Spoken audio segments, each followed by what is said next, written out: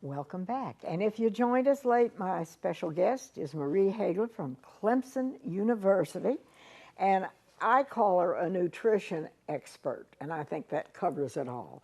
Now, you just took out the casserole that you had done previously, and you were making this casserole. What do you call this casserole? Does it have a name? I call it chicken enchilada casserole.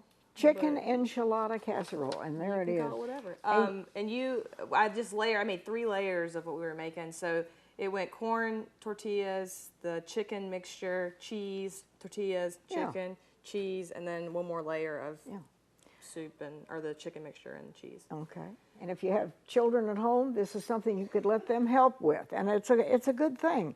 So that's a wonderful dish for the whole family, for a holiday, a church dinner, wherever you need to have food. That's it, and it's wholesome. It is. Yeah. It's good. Thank you. Now, what is this? The big salad? Yes, this is a tomato avocado salad, getting in preparation for spring. And that's all it's going to be. It's just tomatoes and avocados, and I'm going to make a lime cilantro vinaigrette to mix it all together. So we'll go ahead and start making the vinaigrette. I have a 1/4 cup, maybe a little bit more than a 1/4 cup of More is always better. just some vegetable oil or some canola oil. Then I'm going to add the juice of 1 or 2 limes, just depending on how I'm feeling. Question: if you used olive oil, would that be all right? You could use olive oil, yeah. Okay. I just use it because in this particular one, I wanted to kind of have a cleaner. But you flavor. could, if you wanted, put olive do oil half in and there. half. Okay. Oh, okay. Good idea. Yeah. So I'm just going to juice this lime. So that's 1/4 cup of vegetable oil, and the juice of, that's nice. Smell the Limes. citrus in the air. Gives it a little different flavor. All right. And once I got that, I'm going to add, a teaspoon of honey.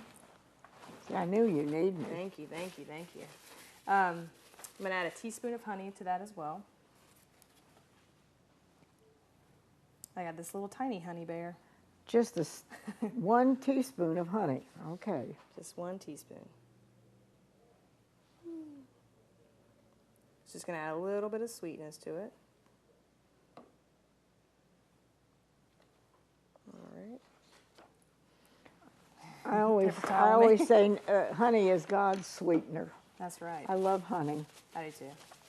And then next I'm going to add just a clove of garlic, minced garlic. And you just Crush it first, and so it can get all the peel off. It's the easy way. It is an easy way. You just want to mince it up as fine as you can. You don't want to get a big garlic bite. Or maybe you do, I don't know. Depends on how you feel about garlic. And then I'm going to also chop up some cilantro. And if you have some people have a tendency to find cilantro tastes like soap. And if you're one of those people, you can just not put cilantro in it. I have a friend that he doesn't really like cilantro because of the taste of soap it makes him. All right, so we're going to add a little bit of garlic. Then I'm going to add a little salt and pepper while I'm just standing here. Then about 2 tablespoons of chopped cilantro.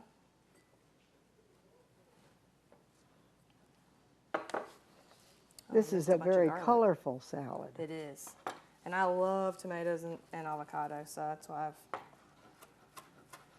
Well, hopefully now the cost of avocados will be coming down in the grocery stores. And they are good for you, are they not? Yes, they have really good fat, a lot of unsaturated fats. And they have that, and they just taste so good because it tastes like a butter, or the texture of it's just nice. And I'll show you how to hopefully it'll work out and I can cut it up for you. I've cut up a little bit already. So this recipe calls for 2 avocados and 2 pints of tomatoes. And this just to make, you could have like a smaller version of this if you had a smaller family. The original recipe would serve about 8 people. So you can cut back on that if you don't need that much food. Correct. But this is very colorful. See, she's got the green and the red tomatoes. All right. Put that in there. And I'm going to whisk this together. So this is mainly so I'm going to kind of try to incorporate the oil with the lime juice, which is going to be the vinegar. It smells good. Or the acid, excuse me. And then we'll start adding, I'm going to add the tomato and the avocado, and then I'm going to chop up this other avocado. So these are cherry tomatoes or grape tomatoes. You would work as well. If you wanted to do Roma tomatoes and chop them up, you can do whatever kind of tomato you like. All right. These tomatoes just happen to be Well, my these favorite. make it easy. You just cut them in half. You just cut them in half. I'm going to just kind of mix that together. Now, this would also serve enough people. So if you did the big casserole, this would go along with it, and Yes, you'd have ma'am. a total meal. That's right. I'm going to add this. This is one avocado that I had that I already chopped up, and I'm going to chop up another one. And the other trick with avocados is sometimes they're really expensive, and then sometimes they're really hard. And if you get a really Yes. hard one, you What don't do want you, what do you have to let it stay on the counter to. Yeah, for a you while? let them sit for a minute. Some people say you can put them in I don't know, I've never tried this, but you can put them in a paper bag and close it up. I don't know what that does, but so this is an avocado, kind of scary looking. To cut it, to chop it up, you just run your knife around the circumference of it. You twist, and it's like a gem inside. And then to get that out, you just take it out with your knife. Be careful. You try to get that off without cutting yourself. And then you can You just scoop it out. scoop it out. Yep. Perfect. Perfect, Marie. And then they're easy to dice up. So this one happens to be pretty ripe, so it's easy to I would dice. call this almost like a gourmet salad. Yes, ma'am. It could, and if you wanted to do more avocado to tomato, you'd have more of a guacamole. So this is sort of kind of a spin on guacamole as well. So you just add that to the. Oh, that's beautiful. Look how colorful it is. Just slightly toss it.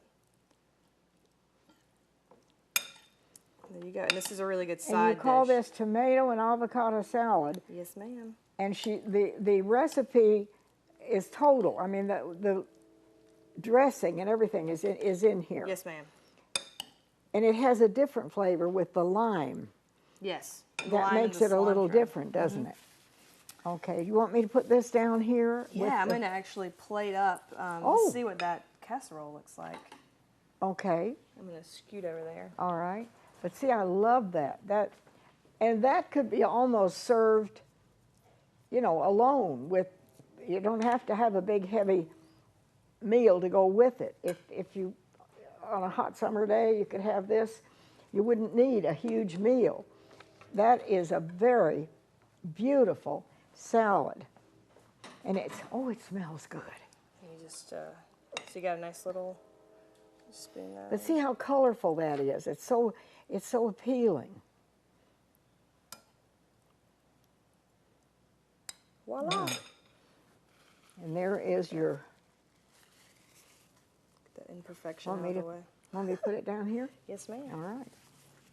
So you can invite friends, family, and have quite a bit of food without a lot of expense and a lot of work. Yeah, and this takes no time to make, really. I mean, you saw it. The only thing would be cooking, having that chicken ready, and that's it. Well, it's a great way to use leftover chicken. But I noticed yours was white meat that you cut up. Yes, I did boneless, skinless chicken breasts. Yeah. I baked them for 30 minutes. And then I should add, so after you layer up that casserole, you want to bake it at 350 for about 45 minutes until you see it gets kind of golden and all the cheese is melted. it's all ready. ready to Are go. some of these recipes that you do, you create? I usually start from, I'll pull some different recipes and look at them, and then I'll, either I'll mix them improvise. up and I'll improvise and kind of play around with it. And you Because really that was originally a really, really heavy recipe. I was actually using it at a program as an example. I was trying to get them to think of this with seniors. I was at a senior center. and I was trying to get them to think of ways to reduce sodium and fat, and so I handed out this recipe, and so they gave me some ideas about like how they would reduce and make it healthier. So And that if you kind of came can- from that. Anytime that you can pull back on the sugar and the salt, Americans eat too much of that stuff. We're all guilty of it. But if we can cut back a little bit, it will help everybody. Yeah, we do eat. You know, Way and more. you teach as well as come and give us some good ideas. You teach classes, don't you? And you have, I do. Yeah, I guess I am a teacher. I never thought I would actually be a teacher. But yes, I teach some classes. I work a lot with senior citizens, and then I also do stuff with food safety stuff with restaurant food managers. safety, and that is important. Now, if you would like this recipe folder, we'd love to share it with you. It's free. Send us a self-addressed stamped envelope and send it to the Peggy Denny Show, Post Office Box 1616, Greenville, South Carolina, 29602.